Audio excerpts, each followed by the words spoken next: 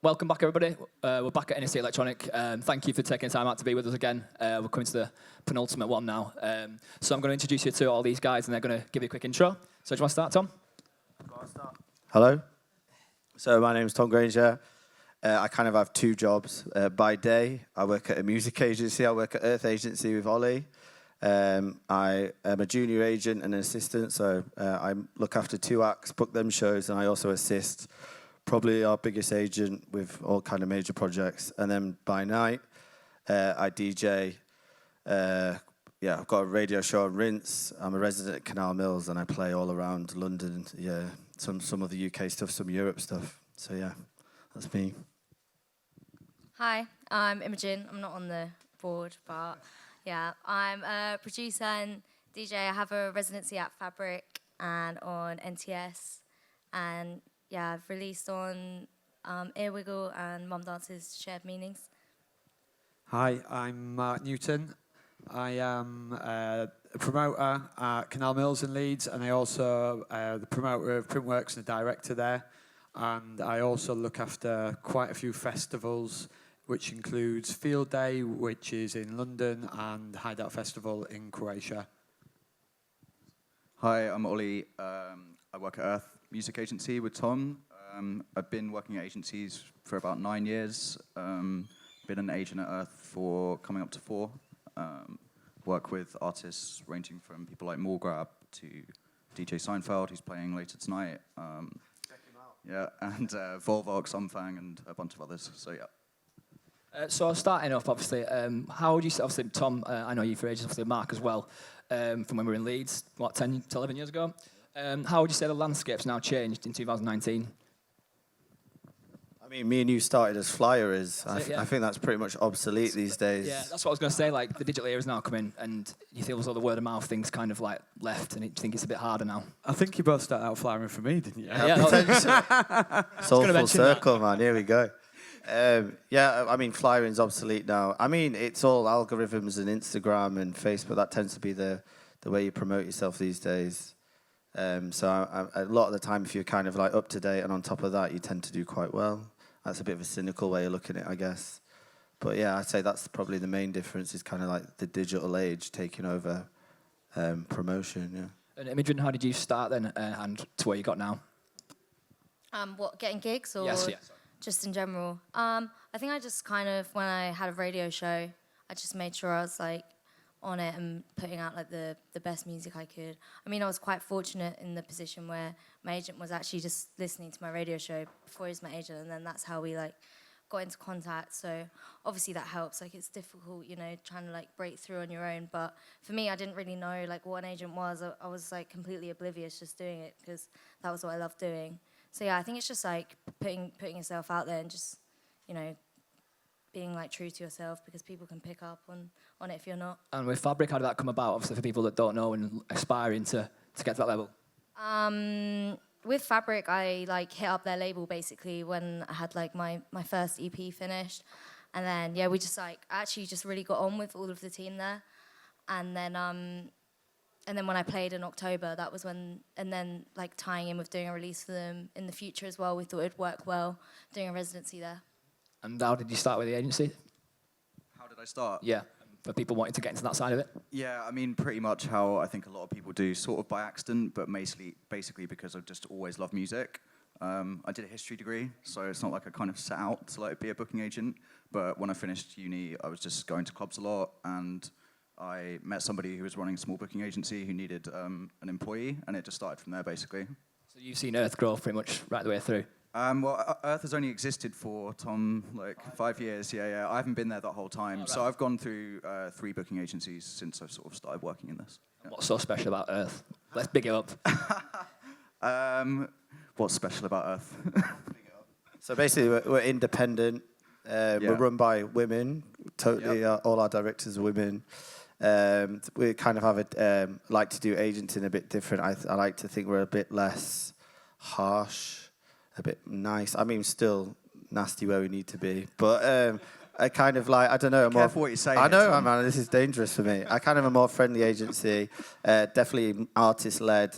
We very much listen to. It's artist led. It's very diverse. Like, we don't just book club DJs. We have everything from Skepta to house and techno stuff to live stuff. So it's not just like. And how do you guys find the balance with working with all? Because a lot of agencies just stick to one sort of genre, don't they? I mean, a lot of people like Coda and stuff have all kinds of. So like the small, I think there's a lot of specialist DJ agencies out there, and they definitely serve a purpose. I mean, Earth is still pretty small compared to some of the bigger companies, but there's a lot of crossover between what the live agent's doing and what a DJ agent is doing now. I think they're actually working in quite similar ways, and there's stuff that you can learn from both things, even though it's different music. So yeah. Matt, your story's obviously massive. Tell us about it from the start. Well, it pretty much started out here in Leeds. I was going out quite a lot at a really young age. I'd say probably 15, 16. Going out to Leeds, Manchester, and then sometimes further afield. And I just absolutely loved music, and it kind of all kind of stemmed from that, really.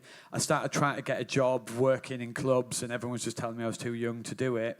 So when I finished college, I just went to careers, and they said there's a course at Leeds Met just started. I think it was the second year, which was event management, which no one had really heard of. My mum and dad thought I was taking a piss when they said I was going to go. I'd been accepted to do law and history at Leeds Uni, and then said, I'm going to go and do this degree at Leeds Met instead. I'm going to learn how to be a promoter, and I just thought I was taking the piss. Just started off doing small gigs around Leeds. My first ever show was at Wire before it was called Wire. Started running little drum and bass events there for 300 people.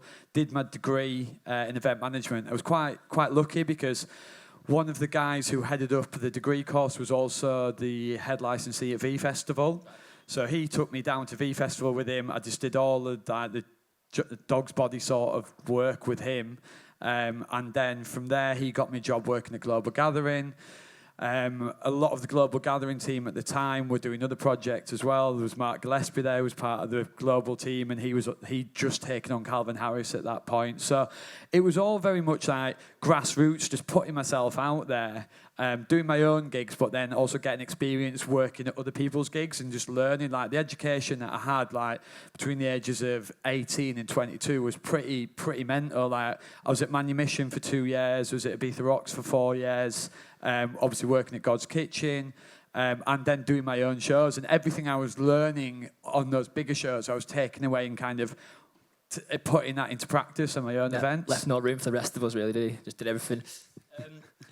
So how would you say Leeds has changed in terms of the bookings now as well, and is it going in the right direction? It's a really different place to how it was. My first show was 17 years ago. So it's come on a long way. It's just very different. I think when I first started going out, you went out every Saturday, and that is what everyone did. And I feel like now, I think Printworks and the Warehouse Project are good examples of this, where you're basically running mini festivals, and people go out maybe once every 4 to 6 weeks now, and they just save the money up and would pay for a more expensive ticket, but when they do pay for it, they want to see 10, 12 artists on the bill. They want to see light shows. They want to see, it's got to impress people.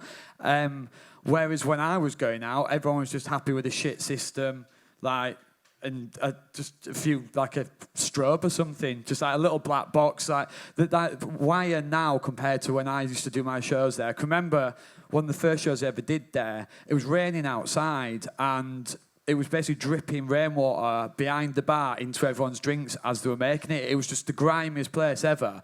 But people were just in there enjoying themselves, and I think it has definitely changed. I just think people's patterns for going out are a little bit different. Festivals weren't really that big. You had Leeds Reading, you had V, and you had Glastonbury, and that was pretty much it. And Creamfields had just started out then as well, but that was pretty much it, really. Just working with the big clubs, obviously some sort of backlash in terms of the lineups getting a bit regurgitated. How do you tackle that?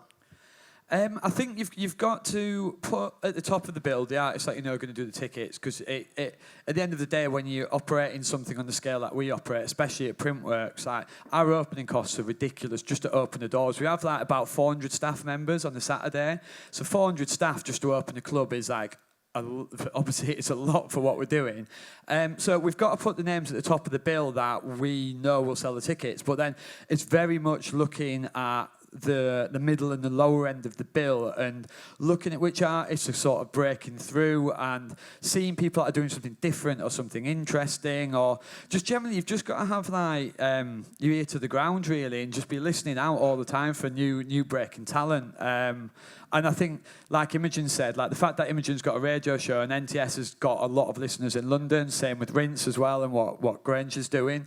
They're the sort of things when you can tell when people are like really making an effort to get stuck in, and that's basically that piques your interest. You want people that are out there. I think Kazim said it earlier, where you want people out there that are putting in the effort themselves, so you don't feel like you're just helping them get to where they deserve to be.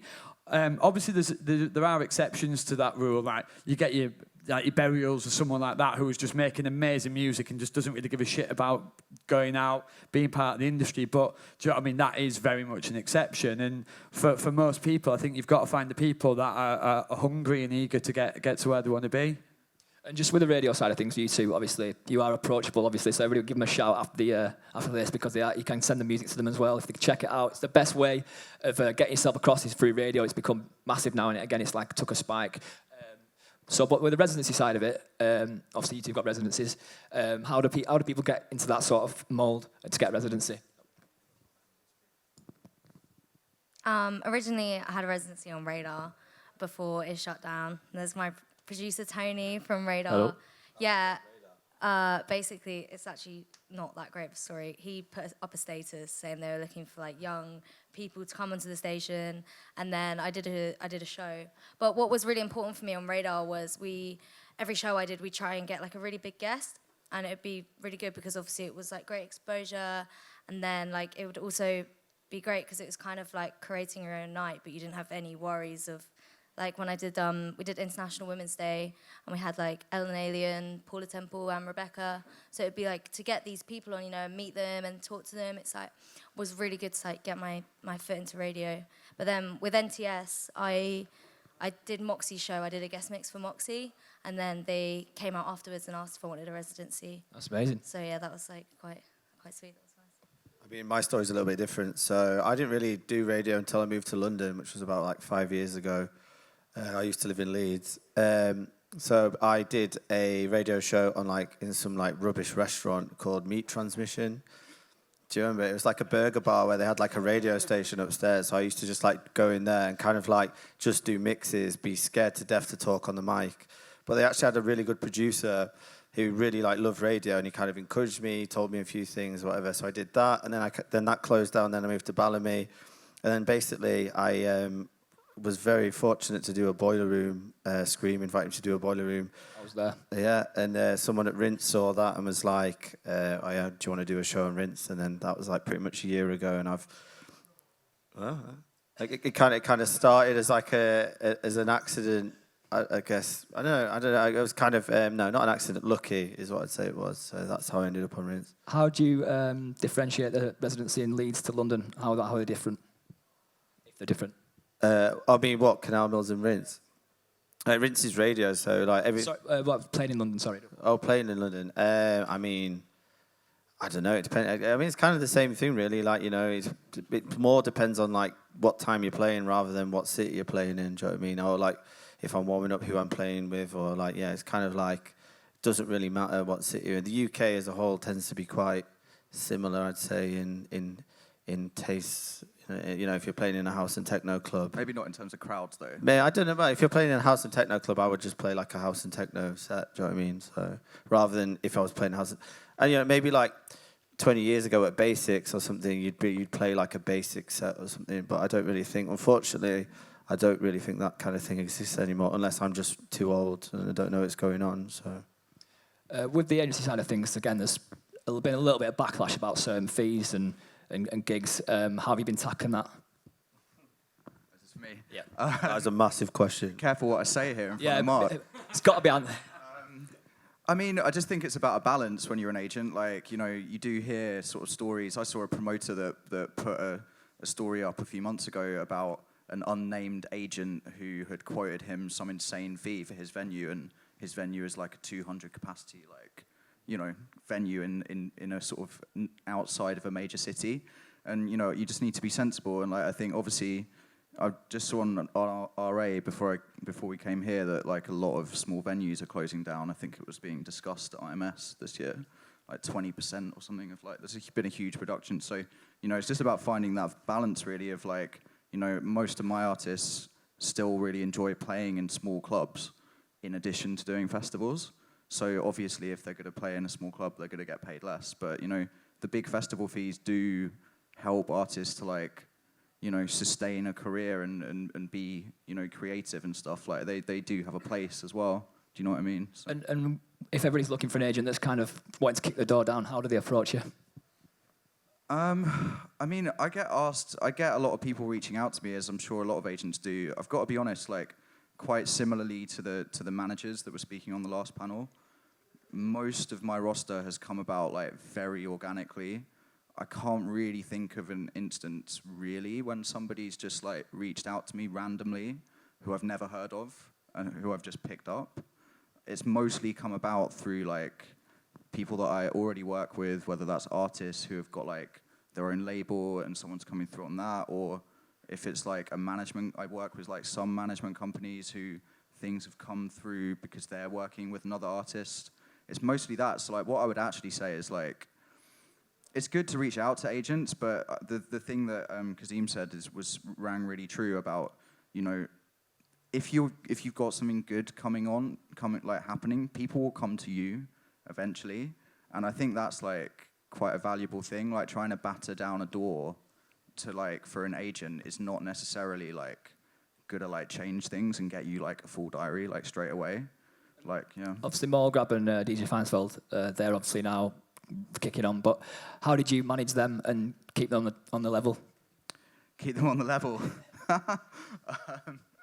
I mean, well, I actually just came from a really interesting talk which DJ Seinfeld did about mental health in music and stuff. So yeah, like, you know, like both of those artists have had quite a quick, rapid sort of like rise from not playing many shows to playing like, I don't know how many Morgrab did like the first couple of years, but a lot. And yeah, it's just about like, you know, just like trying to kind of like structure their calendars so that they're not, you know, constantly like busy. That's what I was going to ask next about like exactly. The mental health side of it. Obviously, with them getting so many gigs now, it's obviously a massive. It's coming to the forefront, hasn't it? The mental health issue. Yeah. So yeah, I mean, how do you kind of manage that and just tell them to calm down, if you like? I mean, just generally, like a lot of the artists that I work with, and the way that I like to work with DJs is that just doing gigs for the sake of doing gigs is not really like that valuable a thing. Like if you want to have like a sustained career and be healthy and continue to be booked for like 10, 15, 20 years, you just need to kind of like, don't take all the requests. If people are like, you know, offering you all these things, do the show like, you know, that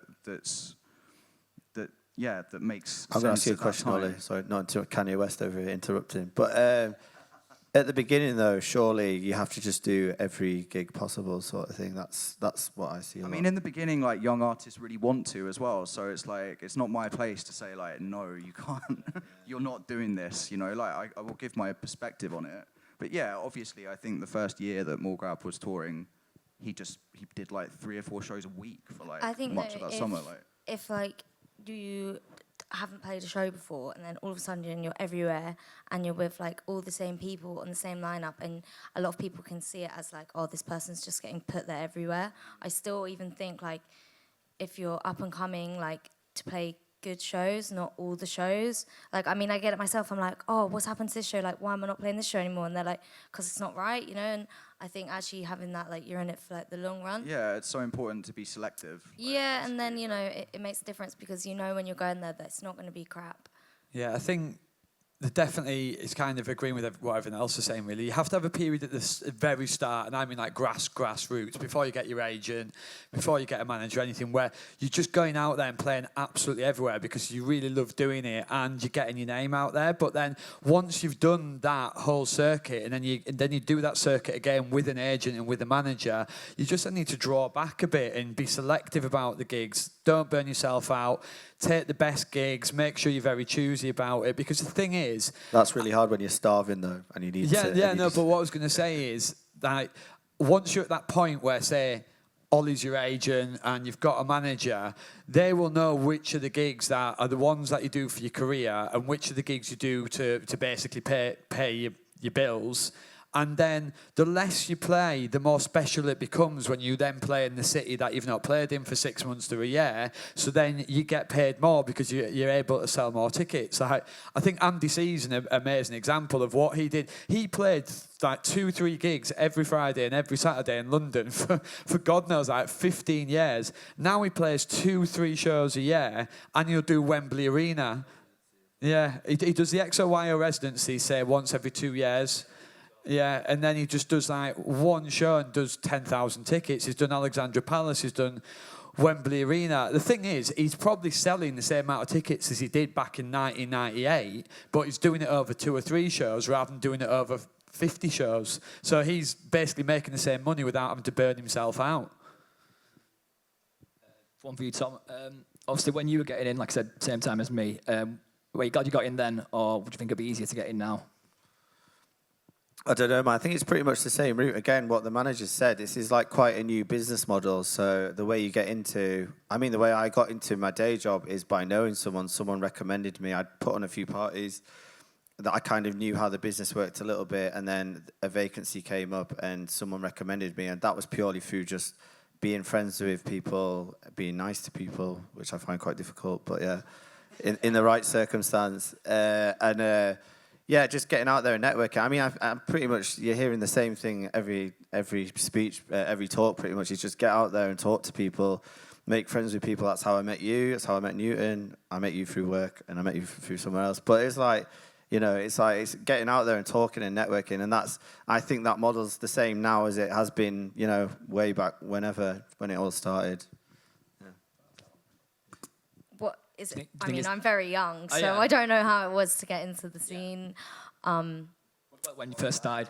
When I first started, I don't know, for me it's really weird. I've never really looked at it as a kind of job thing. It's kind of like the only thing I've ever done. Like, I don't really know what else I would do. So, yeah, I have been fortunate in the fact that, I'm able to make a living off it at the moment. But, yeah, I think, especially when you get to a show, just be nice, don't, and just do a good job, whether there's 10 people there or 100 people there, 1,000 people there.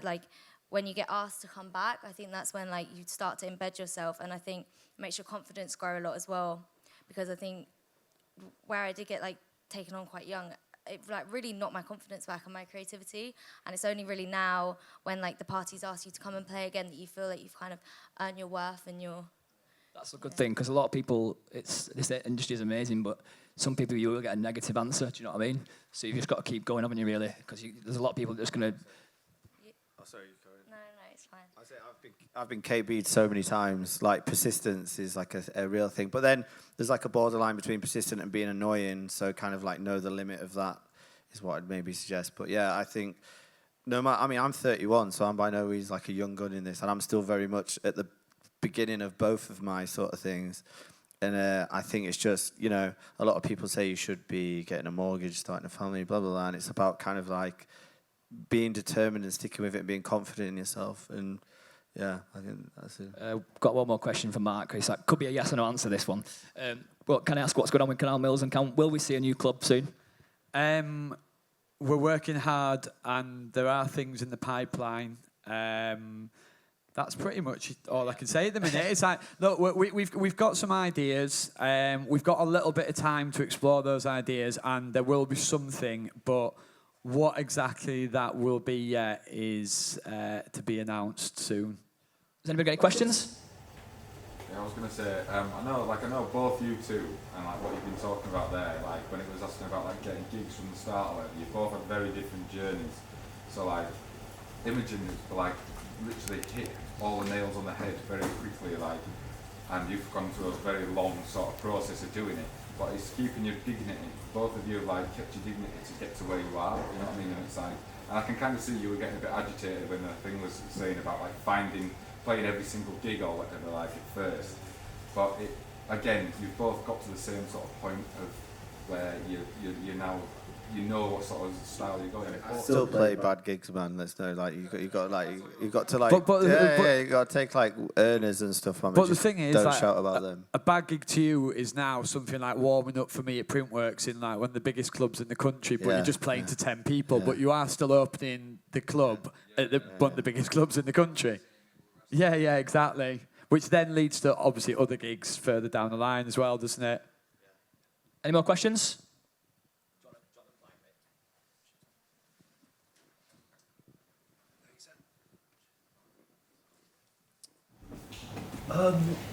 Yeah, I suppose going back to the point of mental health, when you've got this gig scene that kind of relies on like 3 a.m. headline shows, that let's face it, are going to be fueled by, you know, illicit substances.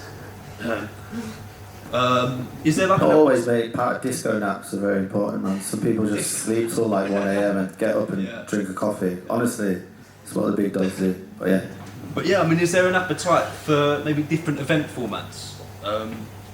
I know like India Jordan and Dead Boy set up this gig in the middle of the day where they basically play ambient new age and drink cups of tea. You don't need to do that though. Like, I've never done drugs while DJing. Don't intend on. And I think like also I've been out sober a lot. Like you can go listen to Gabba and you don't need to do drugs. Like I don't think you need to be listening to ambient and drinking tea just to be sober. Like I think you can, just listen to music you like, and it's because you like it, not because you're on drugs. I think it's just about being sensible, isn't it, really? It's like, if you've got a headline slot at 3 a.m, either have a little disco nap, like Tom said, or just you're getting used to sleeping patterns. Like, I was working in clubs 3 times a week and finishing up at 5, 6 a.m, so I'd sleep until, say, like 1, 2 in the afternoon, but then I'd still get up, have some food, like, do something healthy, go to the gym, go for a walk or something like that. It's like, you don't have to do that. It is definitely a personal choice. And look, to be honest, for a lot of people, it's a fun personal choice, and they like getting involved and stuck in and not having much sleep. But it is very much your own choice. And there is a lot, I think, especially the older and the larger artists that now turn up to the show an hour beforehand, get there completely sober, might have a beer whilst DJing, hang around for half an hour, have a chat with everyone once to finish the set, and go home. Yeah. Yeah, so I think it's just a personal thing. Like if you have an addictive personality, or why you're doing it, I suppose. Anybody else got any questions? Can't see him back.